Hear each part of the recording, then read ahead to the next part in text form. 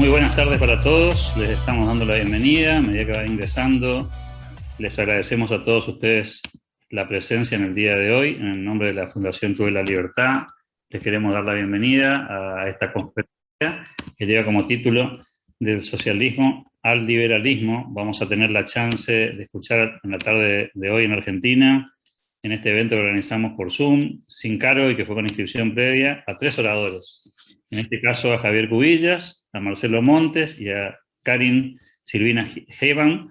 Vamos a tener la posibilidad de escucharlos a cada uno de ellos hablando de este tema. En este caso vamos a tener la posibilidad de escuchar a Javier y a Karin en forma online y tendremos la posibilidad de escucharlo a Marcelo en forma offline. La idea es que una vez que concluyan las ponencias vamos a tener la posibilidad de realizar preguntas. Para eso les recordamos que podrán utilizar el mecanismo del chat para ir agregando allí sus inquietudes, sus consultas, y obviamente al finalizar las presentaciones tendremos entonces la posibilidad de ampliar algunos aspectos que tengan que ver con lo que se haya dicho durante la conferencia. Para ir avanzando en esta dinámica, en primer lugar quiero presentar al quien va a ser nuestro primer orador. Se trata de Javier Cubillas, es licenciado en Ciencias Sociales de SEADE, certificado en Compliance para especialistas por la IAE Business School de la Universidad Austral y Leadership Professional in Ethics and Compliance Certification por la Ethics and Compliance Initiative. Se encuentra realizando el doctorado en Ciencias Políticas en la Universidad Católica Argentina sobre republicanismo y liberalismo. Ha publicado libros en materia de asuntos públicos e historia de las ideas argentinas, con especial énfasis en Juan Bautista Alberdi. Así que vamos a tener entonces la chance de escucharlo en primer lugar a Javier. Para eso vamos a habilitarlo y vamos entonces ya a sumarlo como orador para que pueda iniciar su presentación. Te escuchamos, Javier. Gracias, Alberto, gracias, Karim, gracias a todos los oyentes que se han conectado y que están hoy presentes. Bueno, un poco esta idea de traerlo a Popper y a Hayek surgió a raíz de varias charlas que tuvimos hace tiempo atrás con Karin y con el aporte que viene haciendo Marcelo, y creemos que es sumamente importante traer de alguna manera no solamente al conocimiento general cuáles fueron los aportes desde el punto de vista científico, metodológico, político, sino que de a poco también comenzar a traer a Popper en particular al conocimiento general de la opinión pública, de la gente que defiende las ideas de la libertad, a la gente que está comprometida con un camino institucional dentro de nuestra sociedad en particular, y no es tan conocido. Y en eso hay algo muy curioso. Popper, paradójicamente, es un autor que tiene mucho tiempo de raigambre dentro de nuestras universidades, públicas o privadas, pero está reducido al conocimiento y al estudio solamente dentro de materias como metodología de la investigación, epistemología, es decir, ha sido encorsetado de alguna manera solamente para un esquema o un modo de preguntarse cómo avanza la ciencia. Es decir, fue encorsetado solamente como un cientista, ni siquiera social diría, porque es tan recortado en lo metodológico que no se ha avanzado en abrir el espectro a qué ideas tenía en verdad sobre el impacto del modo en que pensamos sobre la sociedad, la política, el Estado y demás. Por eso, creo que el primer aporte que estamos haciendo acá, pero también es un mea culpa de parte de nosotros, es decir, creo que nos hemos olvidado y no lo hemos puesto en valor a Popper. Y no ponerlo en valor a Popper es también no darle las bases para después una comprensión directa, concreta y mucho más fortalecida de lo que es el pensamiento de Hayek. Para no irme mucho en estas cuestiones y comenzar a hacer un pequeño punteo en el tiempo que tengo, creo que lo que hay que reconocerle tanto a Popper, y en ese sentido Hayek es tributario, que cuando piensa esencialmente a la democracia, cuando piensa a la política y la modernidad, obviamente desencantados y en algún punto con el miedo que significó, en algún caso por Popper, sufrido en carne propia respecto del socialismo, el totalitarismo y estas formas autoritarias de gobierno, lo que les ha llevado a pensar es, tenemos que reenfocar nuestro modo de interpretar las relaciones dentro de la sociedad. Y para eso no hay manera de hacerlo si no volvemos a pensar en concreto, en lo que vemos y en aquellos que podemos lograr analizar y someter a alguna prueba crítica. Entonces, ¿cuál es un poco el núcleo casi de ese pasaje del socialismo a la democracia entendida en sentido liberal? Es pensar en la persona, básicamente, y en la reflexión netamente racional que va a fundamentar nuestras instituciones, la división de poderes, que las autoridades rindan cuentas, es decir, todo aquello que entendemos como el sistema de chequeo, de balance, de rendición de cuentas, una economía lógica, predecible, todo eso tiene parte de un supuesto fundamental, que es dejar de lado el pensamiento totalitario en términos políticos, pero también totalitario en términos de imaginación y construcción social. Y acá es donde comienzan a jugar dos posiciones. El individualismo, que es racional y crítico, que van a defender Popper y Hayek, los dos en conjunto, contra los totalitarismos y contra el socialismo de alguna manera, que es claramente, como ellos enfocan, de corte platónico y de corte hegeliano. Ahí se encuentra la gran batalla que ellos plantean respecto de contra qué nos tenemos que oponer o respecto de qué tenemos que hacer un escrutinio muy fuerte a la hora de analizar la política. Es decir, no debemos entregarnos fácilmente, no debemos, en nuestra actitud de civismo, en nuestra actitud de responsabilidad política, en nuestra actitud de control constante de la política, a pensamientos utópicos, al estructuralismo. Yo siempre digo esta frase simple: nuestra democracia no funciona. Y eso Popper diría, no, no es nuestra democracia no funciona. La democracia argentina, en este contexto particular, bajo este gobierno, con estas medidas que se han tomado, y estas son las personas responsables, hicieron que en tal periodo la democracia no funcione. Pero pasar de una idea simplificada como la democracia argentina no sirve, no existe, hay que dejarla de lado, no funciona, a hacer todo este análisis, obviamente que supone un ejercicio de reflexión que quizás no todo el mundo se tenga el tiempo, disponga de las ganas y demás cuestiones, porque todo el mundo muchas veces dice, basta, la política me supera en la Argentina. Pero lo cierto es que hay un camino marcado por Popper y Hayek respecto de cómo reflexionar eso y cómo hacer para de alguna manera encorsetar y decir, no, hay que tener más precisión, hay que ir a lo concreto, hay que ir a la medida concreta, hay que ir al gobierno en concreto, hay que ir a la política pública en concreto que uno quiere discutir. Porque si no discutimos básicamente la arbitrariedad, discutimos mitos políticos, discutimos a los profetas, digamos, que nos van a salvar, a los máximos líderes que nos vienen a salvar y que necesitamos cada 8 años que nos saquen de una crisis, y resumimos toda nuestra actividad política a eso. Y eso es lo que básicamente Popper, por ejemplo, llama una sociedad cerrada respecto de la sociedad abierta, que es la sociedad que efectivamente está ejerciendo este esfuerzo constante de una actitud racional y crítica. Pero esto también supone reconocer, y en eso Popper hace mucho hincapié, y también obviamente lo hizo creo más famoso todavía Hayek con sus obras, respecto de que nuestro conocimiento es limitado y es disperso.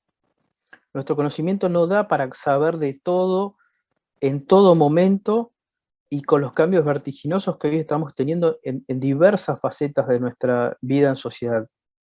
Entonces lo que bien vienen a decir es, eso es así, pero eso no implica que al menos en aquellas cuestiones que nosotros podemos controlar, en aquellas cuestiones que nosotros podemos tener conocimiento, o bien nos podemos especializar, al menos desde ese punto de vista podamos hacer un aporte a la construcción en cuanto a calidad democrática.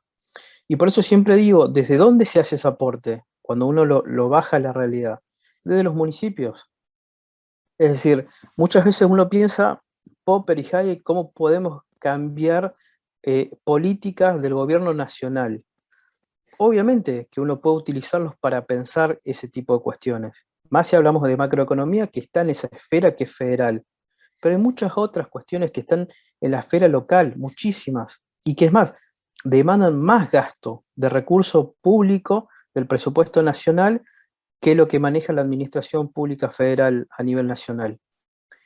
Y nos olvidamos del municipio, nos olvidamos de lo que tenemos cerca, del intendente que tenemos cerca, al cual le podemos exigir políticas concretas, políticas graduales, políticas justificadas y razonadas, políticas participativas, en donde la diversidad de opiniones construya un debate, un diálogo que acerque oposiciones.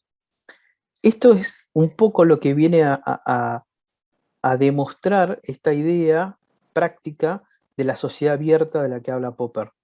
Popper dice, solamente si hay un debate, si tenemos una convivencia, si hay acuerdos, ahí donde necesariamente va a haber conflictos, porque la vida en sociedad naturalmente tiene conflictos, la única manera de que eso tenga una solución pacífica, sin derramamiento de sangre, es como él decía, y haya transiciones como corresponden respecto de cambios que no sean radicales, que no supongan un péndulo, como ha pasado históricamente en la Argentina, de un extremo al otro, es hacerlo desde abajo, desde lo que conocemos y lo que tenemos de alguna manera más próximo a la hora de valorar.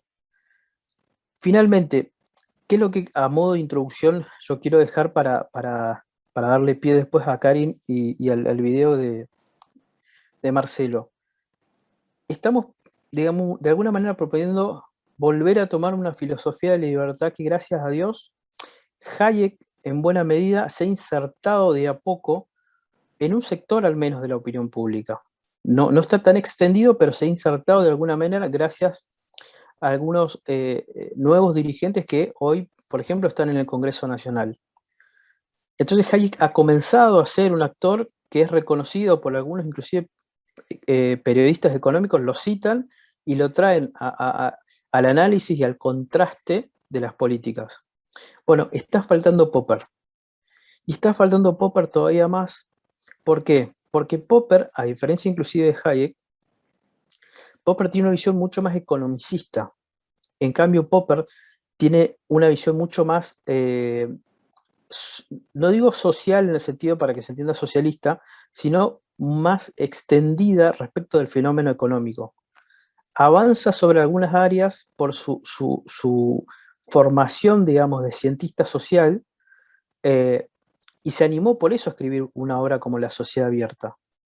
Entonces creo que en ese sentido traerlo a Popper y ponerlo en la cancha, traerlo a la cancha de la política, embarrarlo de alguna manera, es lo que estamos necesitando. Estamos necesitando quizá a uno de los autores más importantes que tiene el pensamiento liberal, que sea posicionado y sea fuente para la correcta interpretación de los que lo siguieron a él.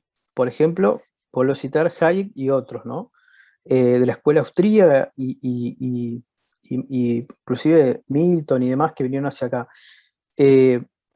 Popper tiene todavía mucho por aportarnos que no ha sido descubierto, y a Popper lo tenemos que sacar de ese ámbito puramente académico en el que nos puede aportar mucho para pensar políticas de un modo mucho más progresista realmente, razonadas realmente, y que vayan a lo concreto, que dejen los grandes paradigmas, las grandes visiones idealizadas, y que finalmente nos permitan ir paso a paso mejorando y cambiando la calidad de vida que tenemos de alguna manera en la Argentina.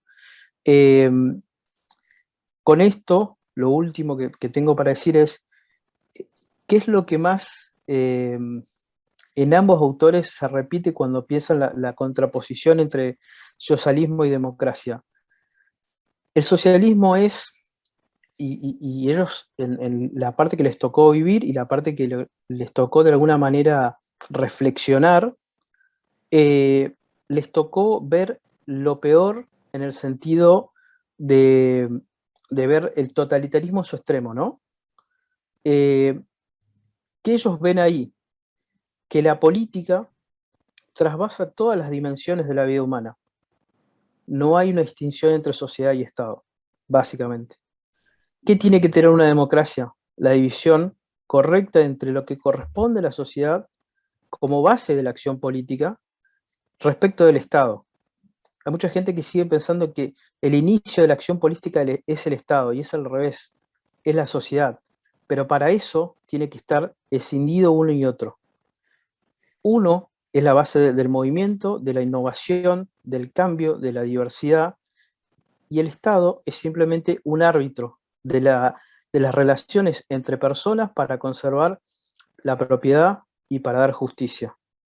Esto tiene que quedar bien claro por qué hay una transición en estos autores del socialismo a la democracia y cuál era una de las grandes diferencias que los dos marcaban y por cual también es importante leerlos a los dos de alguna manera concatenadamente, porque lo que en algún punto dice Popper, más tarde lo va a estar repitiendo Hayek con alguna sutil diferencia, con algún sutil ajuste, pero va a estar retomando el pensamiento popperiano en gran medida. Este es mi aporte por ahora y doy espacio para seguir en la charla. Muchísimas gracias, Javier.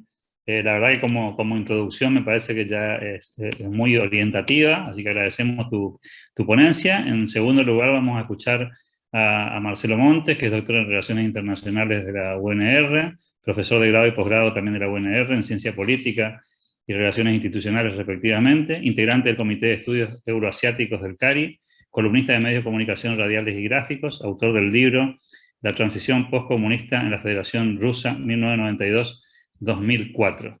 Como bien dijimos hoy en el arranque de esta presentación, decíamos y compartíamos con ustedes que íbamos a tener a Javier y a Karin en forma online y íbamos a tener la posibilidad de escucharlo a Marcelo offline. Así que lo que estamos haciendo ahora con todos ustedes es compartir pantalla. Espero que me haga señas, Javier, si se ve la pantalla. Si está ok, entonces vamos a ir ahí con... Formar parte de este panel. La verdad que es súper atractivo hablar de estos dos pensadores, sobre todo a la luz de lo que está ocurriendo básicamente en Europa, pero en todo el mundo como una tendencia general, en términos de una regresión respecto a las libertades individuales. Creo que este es un proceso que hoy atraviesa una guerra en suelo europeo, como hacía años que no vivíamos, la guerra de los Balcanes, hoy la guerra de Ucrania, pero insisto, en esta secuencia un proceso que lleva determinados momentos de los últimos 20 años, fundamentalmente la crisis financiera del 2008-2009, que permitió el salvataje de los bancos por parte de los estados europeos y del propio Estados Unidos. Antes la guerra contra el terrorismo, 2001.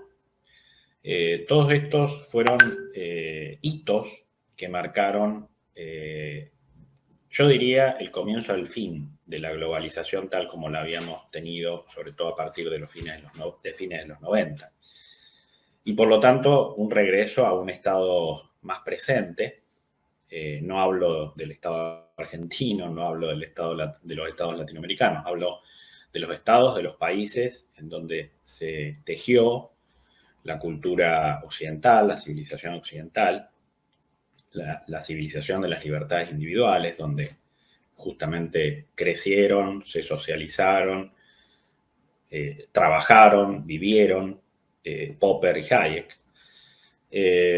Y bueno, después sucedieron una serie de acontecimientos que todos conocemos ya en los últimos 10 años, el advenimiento de los populismos europeos, el populismo norteamericano, bajo la figura de Trump, pero también de muchos líderes antisistema, a los que no critico por ser antisistema, yo en todo caso en este aspecto los valoraría, pero sí trayendo a colación ideas de cierta autarquía económica, de cierto desapego con la globalización así tal como la conocíamos, producto tal vez de las crisis financieras del 2008 y 2009, ¿no? El observar que finalmente el Estado había beneficiado a ciertos grupos y no a toda la población. Bueno, no quiero hacerlo largo respecto a todo este proceso histórico, pero claramente hoy, para no hablar del ascenso chino y para no hablar del ascenso de Rusia y demás, sobre todo en los años 2000, claramente hay retrocesos de las libertades individuales, de la valoración que se tiene de la ideología liberal y de lo que significan, por ejemplo, estos pensadores que hoy vamos a discutir. Ojalá hubiera alguien de la talla de Popper o de la talla de Hayek hoy. Lamentablemente también se observa una gran pobreza intelectual en el mundo liberal. Por más que podamos respetar a algunos divulgadores, incluso a algunos líderes políticos, pero en general hay una pobreza en el pensamiento, en la reflexión bastante importante. De hecho, yo rescato solamente a un discípulo de Popper, que es John Gray, y que ha sido muy crítico con todo este proceso que yo he ido mencionando, incluso tal vez explorando las raíces de ese mismo proceso en la historia que inicia en los años 90. Bueno, y hablando de procesos, lo que me tocaba decir a mí de Popper, para dejarle a Karim Gebham la responsabilidad de hablar de Popper desde el punto de vista de su pensamiento, de su filosofía, de su epistemología, incluso de algunos aportes críticos que hizo respecto a la psicología, que ella lo domina muy bien.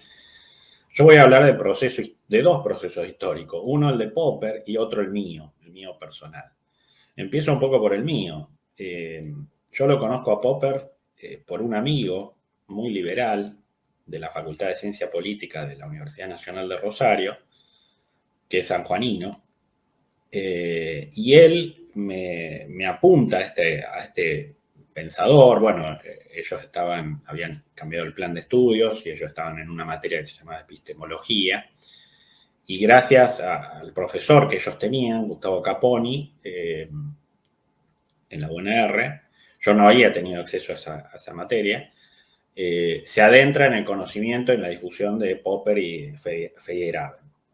Dos autores que, particularmente Popper, a mí me fascinó de entrada, porque justamente mi amigo me reveló, mirá, tenés que leer La Sociedad Abierta de sus Enemigos, te va a cliquear el cerebro, y la verdad que realmente fue así. Y después, por supuesto, conocí sus relaciones con Hayek, obviamente. A mí siempre me gustó esa parte de la escuela austríaca, no la misiana. Yo reconozco que hay como una especie de mini interna, y muchas veces lo hemos discutido hasta con Gabriel Zanotti a este tema, ¿no? Yo estoy más en esta línea más hayekiana y popperiana. Seguramente Javier Cubillas va a explayarse sobre el tema. Simplemente quería dejarles sentado cómo yo me adentré en el pensamiento de Popper. Después, por supuesto, tuve la oportunidad de leer otros de sus libros, la miseria del historicismo, por supuesto, Conjeturas y refutaciones, que siguen en mi biblioteca personal y cada tanto lo releo.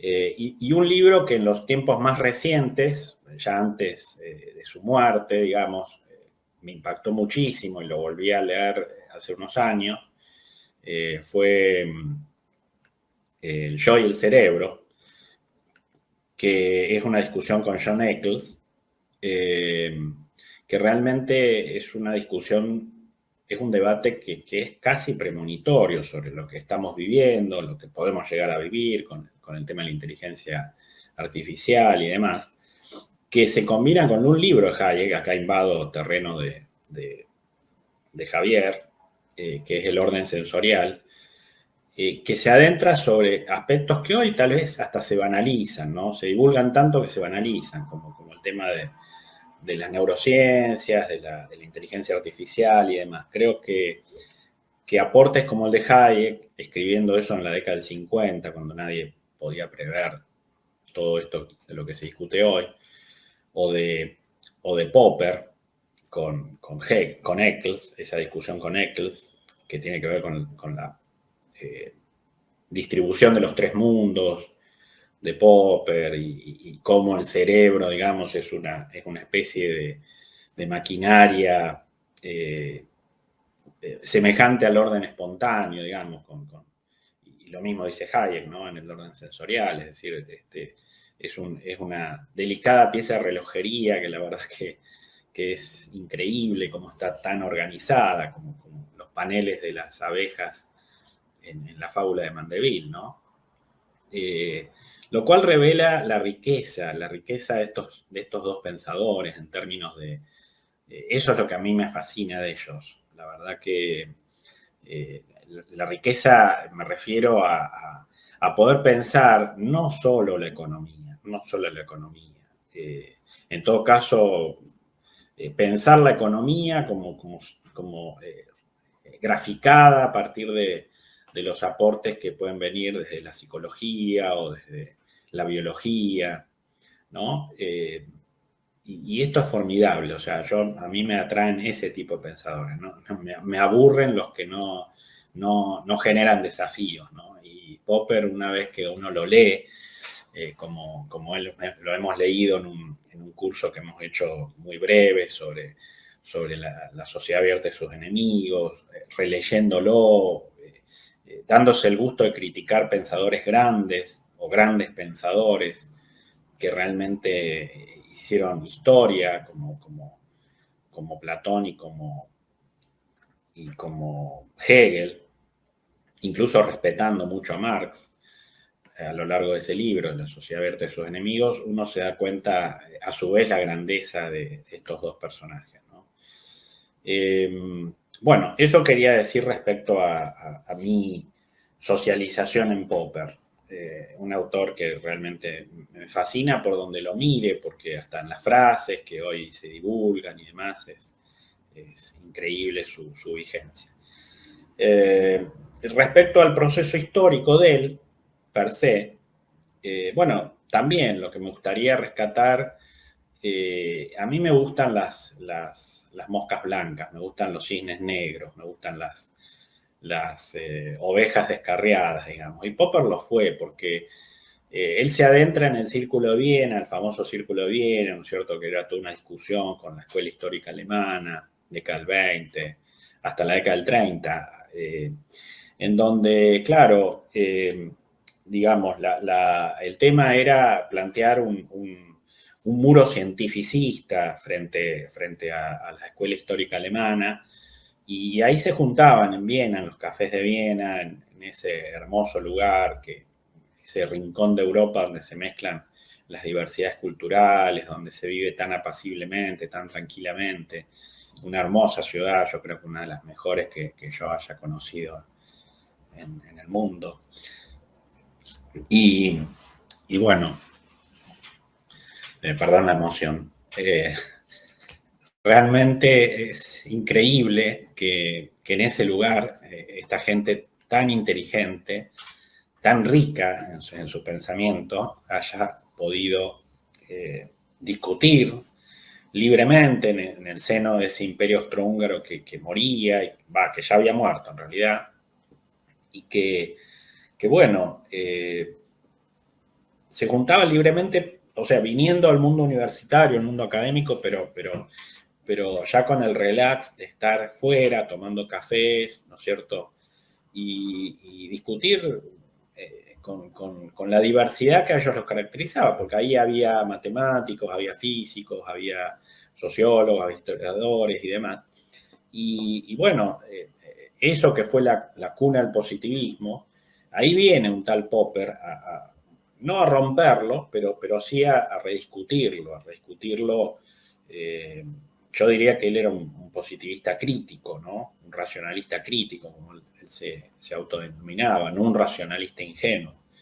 Y en una época que es realmente emblemática, tal vez parecida a la actual, ¿no? Porque es un periodo de entreguerras, es un periodo que preanuncia el nacimiento del nazismo, es un periodo de mucha discusión acerca del modelo social, de mucha rediscusión acerca del modelo parlamentarista, del modelo liberal y demás. Y claro, un siglo más tarde eso resuena a lo que vivimos hoy, ¿no? Ojalá que no con la misma intensidad ni con el mismo resultado, que no parezca ningún Hitler, aunque mucha gente hoy cree que Putin es Hitler, yo lo dudo mucho, no creo en eso, pero sí que es cierto que estamos ante las vísperas de un problemón como la guerra en Europa y sus consecuencias a nivel mundial. Entonces, tal vez estemos viviendo no una Segunda Guerra Mundial como lo que evitaría Popper, porque Popper, al ver ya la muerte de Schlick y demás, en las escalinatas de la Universidad de Viena, va a tratar de irse de Viena, y de hecho se va junto con muchos otros, y recala en Nueva Zelanda, y bueno, después va a terminar en Inglaterra, pero claro, ese es el Popper ya más liberal, el Popper que defiende a la sociedad abierta, pero la defiende justamente a partir de cómo se fue perdiendo la sociedad abierta. Eso es también algo muy interesante, el uso de los negativos en él y en muchos de los ilustrados escoceses, a los que yo también conocí por él y por Hayek, ¿no?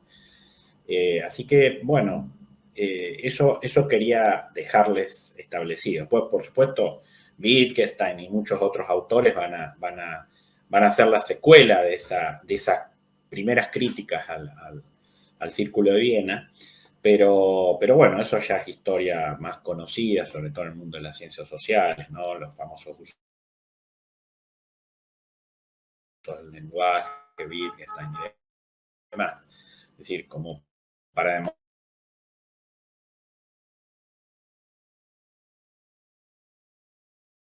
que no hay tantas diferencias entre las ciencias básicas, las ciencias duras y las ciencias sociales.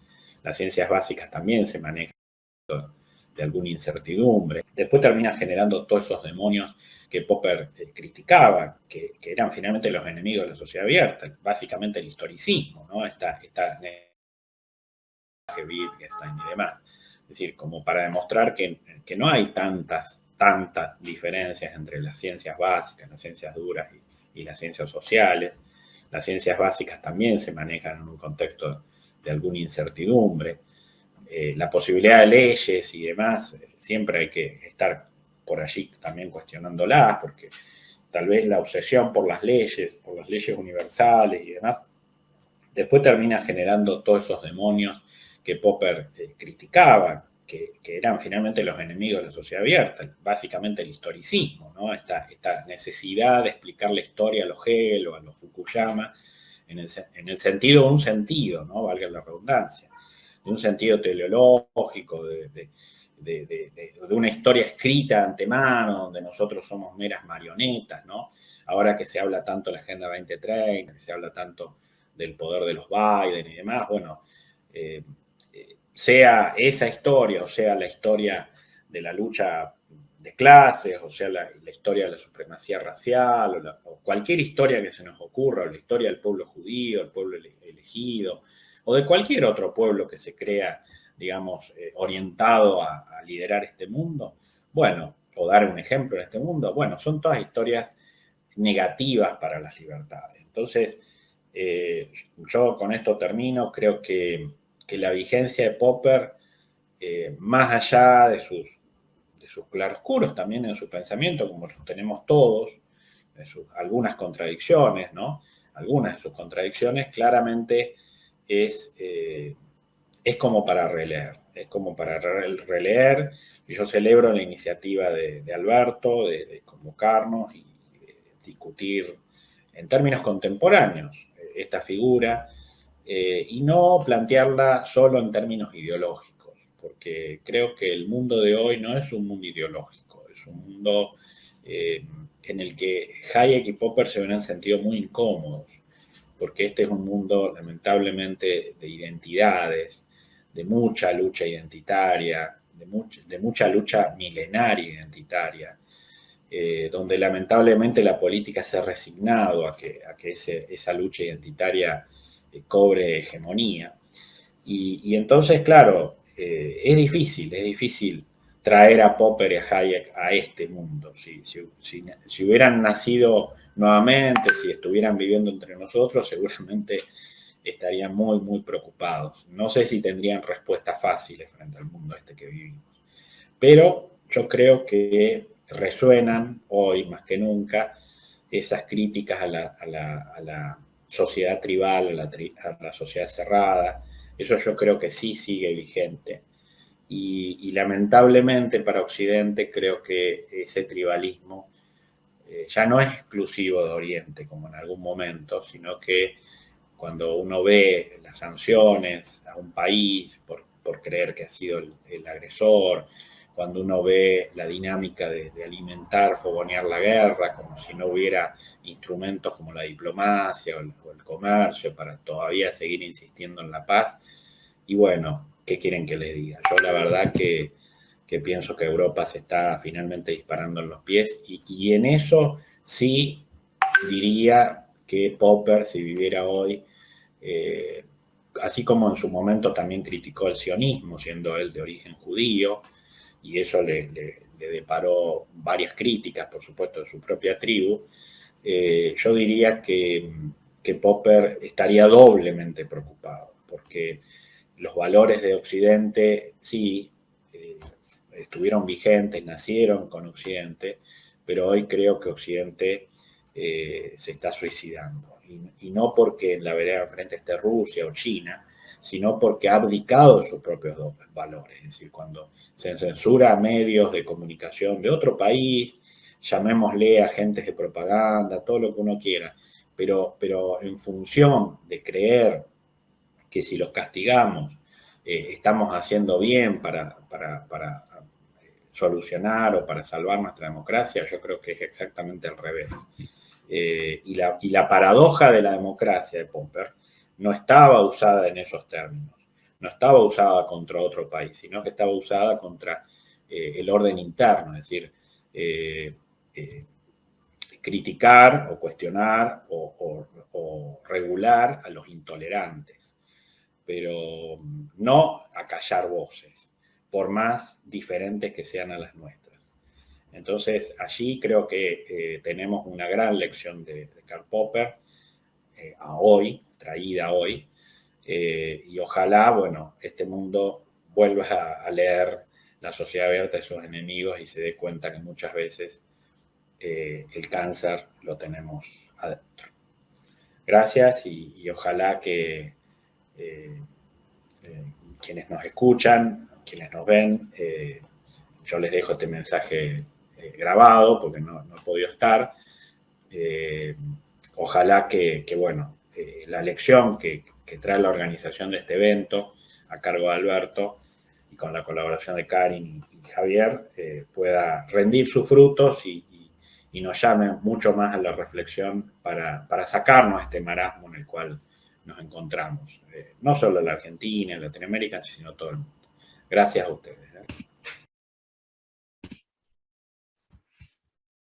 Bueno, escuchábamos esta segunda intervención del día de hoy y por supuesto va a ser el tiempo de escuchar ahora a Karin, que ella también nos va a dar su mirada. Yo en este sentido quiero recordar, antes de pasarle la palabra, quiero recordarles a todos que alguna vez finalizadas las presentaciones vamos a tener la chance de realizar preguntas allí en el chat. Así que el tiempo de escucharla entonces a Karin Silvina Heiberg, es MBA en Relaciones Interculturales, magíster en Psicología, psicoterapeuta, relacionista internacional, corresponsal RTL o RF, docente de Universidad Sigmund Freud de Viena, Austria, y fundadora de la Escuela Liberal Austríaca. Te escuchamos, Karin. Bueno, muchas gracias a todos. Buenas tardes. Yo tengo también una mini presentación PowerPoint, pero para presentarla muy rápido, y me gustaría después darles a conocer los aspectos psicológicos de Popper. Que Popper, bueno, yo doy la cátedra justo de Popper en la Universidad de Viena y Popper es digamos, mi preferido de todos los pensadores de Viena, y tengo la posibilidad de acompañar a Hans Hermann Hoppe, que también comparte mucho de las ideologías de Popper. Y la diferencia de Popper con los otros pensadores de la escuela austríaca, digamos, del Círculo de Viena, es que él siempre fue de la opinión que la psicología, o digamos el conocimiento de la mente humana, es lo principal para poder entender una economía, que una economía numérica no puede funcionar en el desarrollo de un Estado, de un país, de una empresa. Entonces, al conocer bien las necesidades y los perfiles, hoy se llaman arquetipos, de las distintas personas, y viendo cuáles son sus necesidades básicas en una sociedad, es de la mejor forma que podemos educar para poder realmente tener la posibilidad de incorporar los conocimientos y las situaciones básicas de cada sociedad. Así que voy a comenzar con esta presentación para que puedan entender bien el movimiento. Bueno, a ver si... Karl Popper nació en 1902 y murió en 1994. Era un filósofo, sociólogo y teórico, nacido en Austria, y anteriormente había sido también ciudadano británico de origen judío también. Su campo más importante era el de la epistemología y la filosofía. Por eso dije que para él era muy importante abarcar los aspectos filosóficos, epistemológicos y psicológicos en el ámbito de una, digamos, de una investigación social. Como dijo anteriormente Javier, no se habla de un ámbito social dentro del socialismo, sino un ámbito social dentro de las necesidades básicas, etnológicas, económicas, culturales, antropológicas de una sociedad. Y su método era el hipotético, deductivo, la sociedad abierta, una filosofía analítica y el racionalismo crítico, que después vamos a hablar de esos tres factores de Popper. Bueno, él estudió en la universidad en la década del 20, en donde dominaba la izquierda en la política roja y donde llamaban que estaba en su auge. Al estar Popper interesado en la pedagogía política, se introdujo en este movimiento que lo llevó incluso a formar parte del comunismo. La epistemología. ¿Cómo llegó él a la epistemología? Él llegó desde el momento en que, viviendo en la década del socialismo austríaco, yo les voy a comentar algo antes de seguir. Viena es, muchos aman a Viena porque Viena es la ciudad, digo yo, perfecta en la forma que se aplica una política socialdemócrata con una política liberal. Y está tan balanceada, tan equilibrada, que funciona en su conformidad. Pero no es una política socialdemócrata como ustedes conocen en América Latina de izquierda, sino que es una política donde el Estado cumple su función, también reproduce, se autoabastece, y por eso no hay tanta presión impositiva. Lo que le llevó a Popper a pensar en cambiar su punto de vista desde una ideología socialista a un liberalismo, él porque vio que en un sistema socialista había mucha violencia. Y en esa violencia se dio cuenta que se necesitaba cambiar la forma de pensar, la forma de analizar a la sociedad. Y fue donde empezaron a renacer esas ideas mayormente de la libertad y donde se empezaron a discutir mayormente también en el llamado Círculo de Viena, que el Círculo de Viena, como lo había dicho el doctor Montes, era un círculo que se visitaba tanto en diferentes cafés de la ciudad de Viena, pero últimamente los encuentros se hicieron en la Universidad de Economía de Viena, que hoy se encuentra ese café y es donde se hacen todos los jueves los encuentros entre los estudiantes de ciencias económicas y los estudiantes de filosofía, y se discuten diferentes temas relacionados. Bueno, la sociología. La sociología lo llevó a Popper a analizar, como dijo anteriormente, lo habló creo que Javier, el tema de la sociedad abierta y cómo él comparaba, después de su experiencia en la Segunda Guerra Mundial, la sociedad abierta y la sociedad cerrada. Eran dos posturas contrapuestas de ver la sociedad compuesta, como dijimos, y ver el análisis individualista. Y ahí es donde ya se comienzan a diferenciar los paradigmas y el panorama de cómo analizamos una sociedad, desde un punto de vista colectivista o desde un punto de vista de las necesidades básicas de cada individuo. Y ahí es donde Popper comenzó a tener gran contacto con la psicología, y quienes estén confrontados con la psicología, hay una nueva psicología humanística que se llama la psicología propositiva. El padre de esa psicología fue Karl Popper, donde utilizó el cambio del análisis del vocabulario en un vocabulario propositivo. Y ahí también nace su teoría de lo que es lo correcto y lo falso, que es un tema, sería muy extenso para hablar, pero hay dos contraposiciones muy importantes que caracterizaron también en el análisis sociológico de Popper, qué es lo falso y qué es lo correcto. Y esto es lo que nos lleva hoy a los liberales a ser tan contradictorios y a discutir entre nosotros siempre con contrapreguntas. Es un excelente método que se aplica inclusive en las políticas austríacas, alemanas, del liberalismo, para los debates liberales.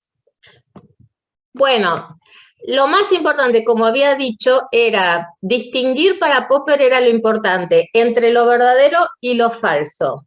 No sé por qué ha sido así, pero es un hecho. Nuestra sociedad es la más confortable y la más pacífica que jamás ha existido, y también la más justa. Y entre esas frases, yo tomé una, por ejemplo, el doctor Montes les comentó antes que hay muchísimas frases que se utilizan en el ámbito del liberalismo de Karl Popper que nos dejan pensando, y son frases que aquí en el llamado Círculo de Viena hoy se utilizan siempre para discutir, y bajo esa discusión saber sobre qué filosofía económica se puede aplicar determinada frase. Y ahí es donde se van discutiendo los distintos pensadores de la escuela austríaca.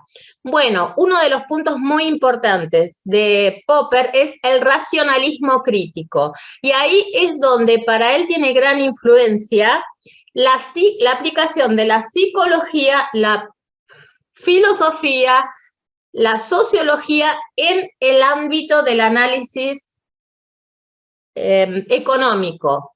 ¿Por qué? Porque una es la causa, el problema, y otro es el racionalismo crítico sobre ese problema. ¿Y en qué disciplina se aplica mucho ese racionalismo crítico hoy? En el marketing, o sea, en comercialización, en las teorías y estrategias de ventas. ¿Por qué? Porque al analizar críticamente, racionalmente, cuáles son las necesidades básicas, dónde está la oferta, dónde está la demanda, cómo logramos que haya mayor consumo, es analizando desde todos los aspectos a una sociedad. Y el comparar, porque no son las mismas necesidades básicas de una cultura, por ejemplo, argentina, de Buenos Aires, como en el norte de la provincia de Salta, o en el mismo Paraguay, o si nos vamos a África. O sea, es comparar y diferenciar a su vez cuáles son las necesidades de una sociedad, inclusive en el ámbito demográfico. Bueno, vamos a seguir con el siguiente tema, el problema de la demarcación de Popper. Al proponer el criterio de la refutabilidad y falsabilidad, lo que propone Popper es trazar una línea divisoria entre ambos enunciados. Eso es otro tema que también tiene mucho predominio en lo que es la ideología liberal y también donde él comienza a analizar la diferencia y el separar, como se nombró anteriormente, el Estado de la propiedad privada, la iglesia, la religión, ciertos puntos de vista que son muy importantes, que no tienen que tener una importancia, digamos, en lo que es la ideología política. Y ahí es también cuando Popper, por ejemplo, debido a estos distintos análisis que él fue creando, que se fue interrogando, nace la aplicación del conocimiento científico. Muchos que han hecho las materias en la UBA de Buenos Aires seguramente han tenido introducción al conocimiento científico. También en esa materia se han aplicado muchas teorías de Popper. Y esa fue la materia, digamos, que él introdujo en las universidades de Viena y hoy se aplican en todas las universidades de Austria. La materia del conocimiento, introducción al conocimiento científico, la que nos enseña a través de diferenciar un problema de una causa, una consecuencia, una solución, para realizar trabajos de investigación. Y esos trabajos de investigación pueden ser aplicados en diferentes áreas de la vida y en diferentes áreas también en el área académica. Y esas materias se dan en todas las carreras. Es decir, que a diferencia de Argentina, yo no sé cómo es hoy, en todo estudio, así hagas tu bachelor, luego tu magíster, tenés que hacer siempre un trabajo de investigación científica que se llaman las tesis, donde haces un análisis teórico y un análisis práctico. Y en base a la teoría y a la práctica, luego escribís la conclusión donde aplicas todos estos parámetros de los criterios de refutabilidad, de falsabilidad, después cuáles son las divisiones entre sí y las causas y consecuencias. Bueno, el falsacionismo es uno de los temas más importantes de Popper. Yo se los escribí acá por el tema de las teorías. No tenemos tiempo, es muy complejo el tema, pero los invito a que realmente investiguen en Google, estudien, porque es fascinante y les abre a ustedes la forma de pensar, de analizar en temas de debates. Y hoy que más lo necesitamos para diferenciarnos de lo que es la izquierda, de lo que son otras ideologías políticas, porque de nada nos sirve, y siempre decía Popper, cuando tenemos que argumentar frente a un opositor, no tenemos ni que denigrarlo, ni pelearlo, ni insultarlo, sino demostrarles por qué nuestros fundamentos o nuestras ideologías son mejores. Y siempre tenemos que tener las pruebas del por qué, poder responder el para qué y el por qué. Y de esa forma no nos van a ganar. Bueno, acá Karl Popper, una síntesis. Karl Popper era austríaco, filósofo, como dijimos, sociólogo y teórico de la ciencia. Tuvo tres mundos que él descubrió, que él siempre analizó dentro de la filosofía: el mundo físico, el mundo de la mente y el mundo de los símbolos. El mundo de los símbolos sería en el ámbito de la comunicación, que después también podemos, cuando estamos en la parte del debate, lo podemos discutir. Y él formó parte del Círculo de Viena en la crítica del irracionalismo, el positivismo lógico, que es lo que yo les dije del lenguaje propositivo, y el inductivismo. En ese Círculo de Viena se había terminado Y voy a darles una referencia que les comentó Alberto, que yo soy la fundadora de la Escuela Liberal Austríaca. En el año 2007 fui invitada por Hans Hermann Hoppe, que era uno de los últimos sobrevivientes del Círculo de Viena, a ver si podíamos volver a inaugurar como un café, como un encuentro donde todos estos nuevos economistas se reunieran. Y como a mí me encanta todo lo que es la actividad y la organización, lo apoyé, le di la mano, él lo inauguró en Múnich y después con su presencia lo inauguramos aquí en Viena. Y en los tiempos de pandemia, como no podíamos salir, se me ocurrió la idea de armar también esta escuela austríaca liberal en el idioma castellano. Les pido disculpas que si yo un poco me trabo porque hablo siempre alemán, pero entonces fue que ahora comenzamos con estas capacitaciones también en el ámbito hispanoparlante, por eso le estoy muy agradecida a Alberto de habernos dado la oportunidad de poder hablar sobre Popper. Bueno, y finalmente, estos son los tres mundos, las tesis de la justificación de la nueva racionalidad de la ciencia, la crítica racional, y el conocimiento. Siempre que tengamos una hipótesis, tengamos una crítica racional, tenemos que tener los fundamentos del conocimiento. Sé que es un tema muy complejo, a ver si lo puedo dejar de compartir Es un tema muy complejo. Estoy abierta para las preguntas porque la verdad que la psicología no es nada simple y Popper es realmente lo que se dice en la filosofía, es de nunca entender y de siempre entender, pero su moraleja es nunca tenemos que tener claridad, porque si tenemos claridad, nunca dejamos de preguntarnos el por qué, el para qué, y nunca vamos a dejar de investigar. Y los liberales tenemos que ser muy curiosos, tenemos que investigar mucho, tenemos que conocer todo, porque de esa forma vamos a estar enraizados, vamos a tener fundamentos, y la mejor forma de ganar una batalla no es ni con la pelea ni con la violencia, sino con los buenos argumentos que sean creíbles. Muchas gracias. Muchísimas gracias, Karin. Muchísimas gracias, Javier. También le agradecemos, por supuesto, a Marcelo, que no está aquí online con nosotros, pero que nos acompañó afortunadamente a través del video.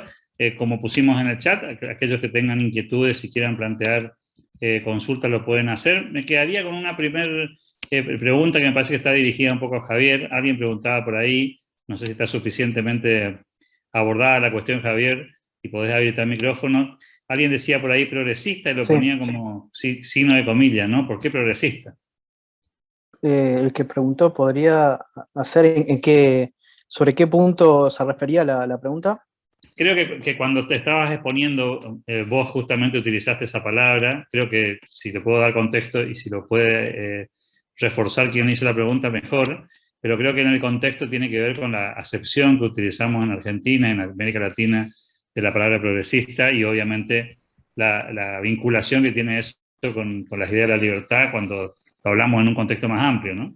Claro, bueno, eso obviamente, por eso decía claramente esta cuestión de que una de las grandes luchas que tiene el liberalismo y que plantea Popper, básicamente, cuando él dice, bueno, tenemos que tener cuidado con el uso de las palabras. Bueno, acá claramente cuando hablamos de progresismo tenemos ese gran problema que automáticamente uno ya, digamos, se enfoca y tiene un framing de alguna manera, y sabemos que acá tiene un costado negativo, digamos, y tiene un costado desgraciadamente mal usado, y que lejos de ser progresista, como siempre decimos, es retroprogresista, ¿no? Nos ha hecho retroceder en los últimos 30 años en contexto democrático.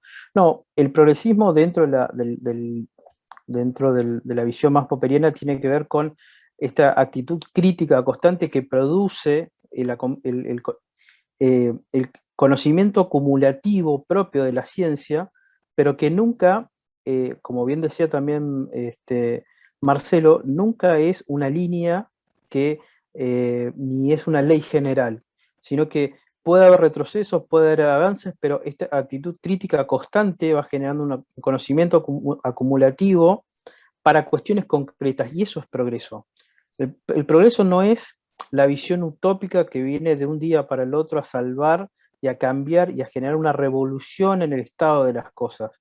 Eso más bien lo que viene a generar es una alteración, es el caos, es romper reglas de juego, es romper relaciones entre los actores, es no reconocer las reglas básicas de convivencia, es no reconocer el derecho a propiedad, las reglas de la Constitución. Es decir, acá de lo que hablamos es inclusive de un fundamento sustancial para las reflexiones de la cual partimos, pero que también cuando uno lo lleva a las políticas públicas, dice, aún en ese sentido las políticas públicas tienen que ser de un grado de certeza, pero también de un grado de personalización, de ajuste, de segmentación. Los planes por ahí universales, lejos de generar los efectos niveladores hacia arriba, generan efectos niveladores hacia abajo. Entonces, esta es un poco la discusión de sacarle a lo que uno tiene, desgraciadamente, en la cabeza, lo tenemos todo, no digo que yo no lo tenga, sino que sacarle ese mote de progresismo que está mal usado, está de alguna manera denostado, y pensar progresismo en el sentido que corresponde, en un sentido mucho más expuesto a la crítica y mucho más ajustado al control recíproco de manera constante, que es lo único que nos puede acercar a que distintas versiones finalmente confluyan en algún grado de certeza o de verificabilidad o de verdad, al menos momentánea, para una solución concreta. Después se verá si eso al otro día necesita un nuevo reajuste, y así, continuamente, porque no hay verdades inmutables, no hay leyes atemporales, no hay un destino prefijado, como decía Marcelo. Es decir, ninguno de los determinismos existen en verdad, y son posiciones totalitarias que el lenguaje socialista nos ha inoculado de manera muy fuerte dentro de nuestra sociedad. Así que si alguien quería que ajuste por qué dije progresismo, lo decía en este sentido, básicamente. Karin, ¿querés ampliar algún concepto ahí? Sí, justo yo quería aclarar lo siguiente. Tenemos el ejemplo cuando en Argentina dicen nos juntamos todos juntos, sí podemos, que son, por ejemplo, las frases que dice Macri, ¿no? Si no me olvido. Y son las frases que dicen los demócratas estadounidenses. ¿Sí? Ellos tienen los asesores de Clinton, por ejemplo, que son los asesores estadounidenses demócratas, que dicen todos unidos, si no nos juntamos no podemos ganar, sí se puede. Son frases muy progresistas. ¿Por qué? Porque te hacen un lavado del cerebro de decir, bueno, todos pensamos, si no votamos a Juntos por el Cambio, no vamos a lograr. Si no nos unimos los liberales, y cuidado, ¿por qué usan esa metodología? Para asustarnos a los liberales de que si no vamos solos, no vamos a lograr la mayoría. Entonces tenemos que tener muchísimo cuidado. Yo no me quiero meter ahora en lo que es la organización de la política argentina, pero por ejemplo, frente a estas oraciones, a estos lavados de cabeza, le digo yo, porque nos mentalizan, ¿qué tenemos que saber? Bueno, está bien, si vamos, por ejemplo, en el momento de tomar una decisión, si vamos a unirnos a un frente, en un PASO, por ejemplo, que sea socialista, bajo nuestras condiciones, porque ellos utilizan ese diálogo, esa forma de expresarse, ese diálogo, esos argumentos, porque ellos necesitan de nosotros para ser mayoría y vencer a los K. Hay que ser muy astutos en la forma de analizar y cómo recibimos los diálogos. Lo mismo cuando leemos las prensa o leemos distintos artículos, tenemos que ser muy neutrales en la forma de pensar y de relacionar las informaciones. Y a eso es a lo que se basaba siempre Popper, de tener una visión muy general, asimilar las informaciones, pero ser muy racional, muy crítico en el momento de analizar y de interpretar. Por eso tenemos que separar todo y desconectarnos de nuestras emociones y de nuestros sentimientos en el momento de tomar una decisión, por favor. Es muy importante. ¿Por qué? Porque los progres, como lo llaman ustedes en Argentina, me gusta la palabra progres, son muy astutos. Ellos analizan mucho y utilizan, que yo me acordé que Marcelo Montes les dijo que les iba a explicar algo, el psicoanálisis es una disciplina de la psicología que solo está permitida y se aplica en países socialistas. Yo soy titular en la Universidad Sigmund Freud. Miren, Sigmund Freud. Y hace 25 años que no se dicta más la cátedra de psicoanálisis. Para nada. Y hoy Austria no tiene psicoanalistas. ¿Por qué? Porque son métodos que llevan al lavado del cerebro. El psicoanálisis lleva a todo lo que es el apego, la manipulación de pensamientos. No estoy criticando el psicoanálisis y hay muchos psicoanalistas que son éticos, por favor, pero solo estoy hablando desde el punto de vista político, ¿sí? Se usa todo eso de lavado del cerebro, donde todo se ayuda cómo trabajamos con los miedos y con las dependencias. Entonces, son muchos psicoanalistas súper preparados que apoyan y ayudan en la creación de estos discursos que se utilizan en los ámbitos del progresismo, del socialismo. ¿Y por qué los liberales muchas veces no tenemos esos argumentos y no estamos tan preparados? Porque nosotros somos más transparentes, más intactos. Nosotros decimos lo que pensamos, cómo lo vemos. Pero guarda, en el momento de las batallas, y por eso se habla de batalla cultural, tenemos que conocer muy bien los discursos de nuestros opositores y tenemos que saber jugar al ajedrez. Es decir, saber cuándo voy a dar qué respuesta. Y no bloquear, salir, no enfrentar. Donde no nos enfrentamos, demostramos que somos cobardes. Y estamos demostrando que no somos confiables y no vendemos una credibilidad en la política. Por eso tenemos que conocer muy bien quiénes son nuestros opositores, cómo piensan, qué nos dirían, y por eso tenemos que conocer muy bien qué es el socialismo, qué es el comunismo, qué es la izquierda, qué es la derecha, qué es la ultraderecha, qué es el conservadurismo, qué es el liberalismo, porque hay otro problema en Argentina, que muchos se llaman liberales, libertarios, hay diferencias. El liberal no es antiestado, el libertario es antiestado, cuidado. El liberal, y hay diferencias entre la escuela de Chicago y la escuela de Austria. El liberal austríaco no es antiestado. El liberal austríaco te dice el Estado tiene que existir, es importante, pero tiene que autofinanciarse sin perjudicar al privado. Y eso funciona, por ejemplo, en la política austríaca. En cambio, que el libertario te dice, no, el Estado no se necesita, el Banco Central no se necesita. Y ahí hay ya dos diferencias. Y también en el liberalismo tenemos una diferencia entre la escuela de Chicago y la escuela austríaca. Que por eso es muy complejo el tema. Y ahí, pero ningún liberal te va a decir no al aborto, no a la eutanasia. Son temas que no incumben el liberalismo. El tema de que dice el derecho a la vida con no a la eutanasia, no al aborto, es ya una teoría conservadora, pero que nada tiene que ver con el liberalismo, y eso hay que reconocerlo y hay que saberlo. El que dice que es liberal y discute esos principios es un liberal conservador. ¿Puede ser liberal conservador? Sí. ¿Por qué? Porque el liberalismo es una ideología. Y el liberalismo puede ser aplicado en todas las ideologías políticas. Y eso también lo tenemos que saber. Cuando hablamos de liberales progres, son liberales de izquierda. Hay liberales de izquierda, sí los hay.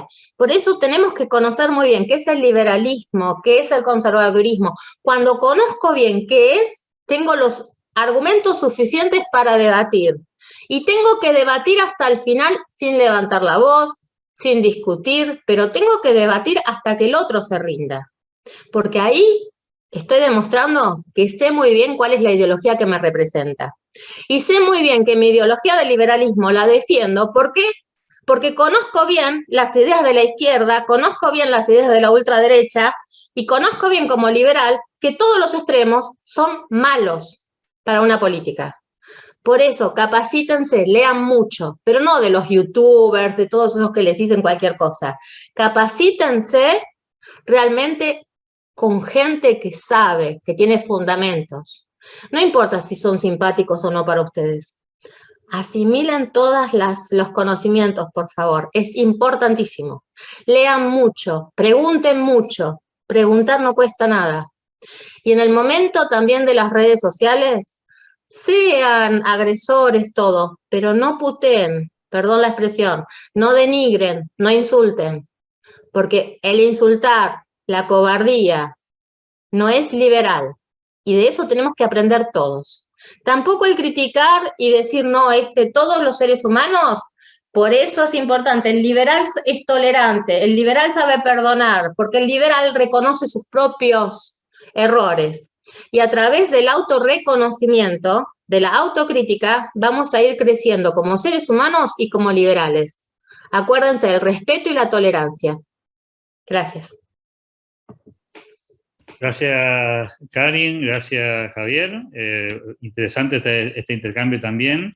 Ahí dice Daniela, pienso que los liberales en Argentina todavía les falta experiencia para gobernar un país tan complicado como el nuestro. A mí me gustaría, en honor al tiempo que llevamos en la presentación, ya más de 1 hora y cuarto, me gustaría que cerráramos con un minuto cada uno de ustedes, con alguna recomendación preferentemente para profundizar estos temas. Les pido 1 minuto a Javier, 1 minuto a Karin, con alguna recomendación que tenga que ver con alguna lectura o con algún material que les parece que puede ser útil. Se han nombrado algunas obras de Popper aquí, pero probablemente ustedes quieran ir por otro lado. Así que, Javier, te escuchamos con tu recomendación final. A ver, obviamente La Sociedad Abierta, porque lo nombramos y pareciera que es un libro que se puede leer en un fin de semana, y les puedo asegurar que no, con lo cual es un libro que lleva su tiempo, y uno cuando lo relee encuentra cada vez más cuestiones puntuales.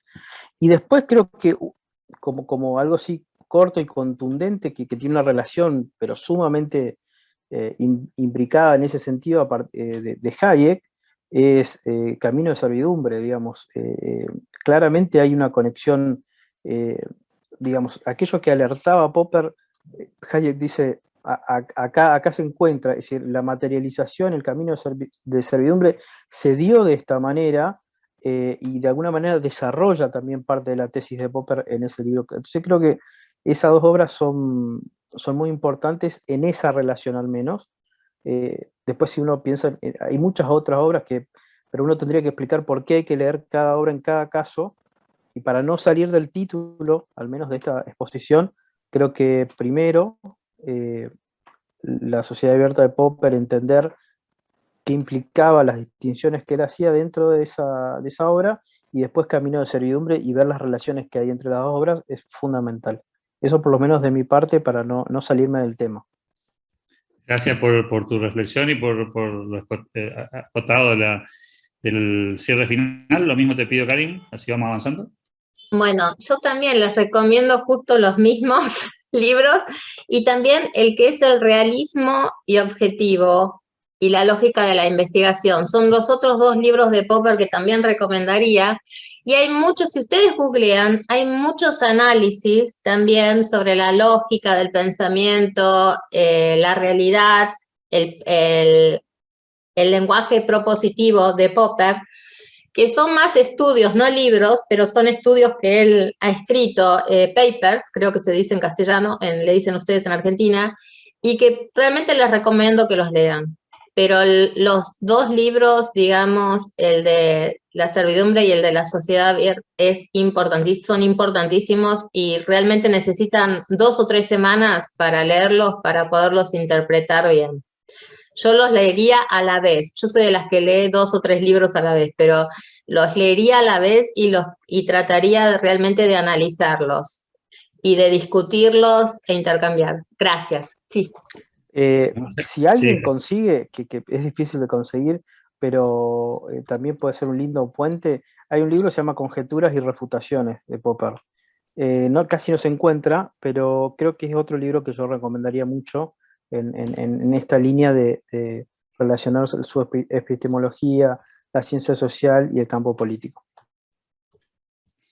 Bueno, muchísimas gracias, Javier, muchísimas gracias, Karin, gracias también a Marcelo por el tiempo que nos han dispensado en el día de hoy, gracias también a los que nos acompañaron a lo largo de esta presentación y a los que seguramente van a ver este video después en el canal del Club de la Libertad. Así que gracias de nuevo a todos y ojalá se repita pronto con alguna temática que nos permita profundizar un poco más aún sobre algunos de estos aspectos que en el día de hoy hemos intentado dar este primer paso. Gracias de nuevo y hasta pronto. Muchísimas gracias. Muchas gracias a todos. Hasta luego.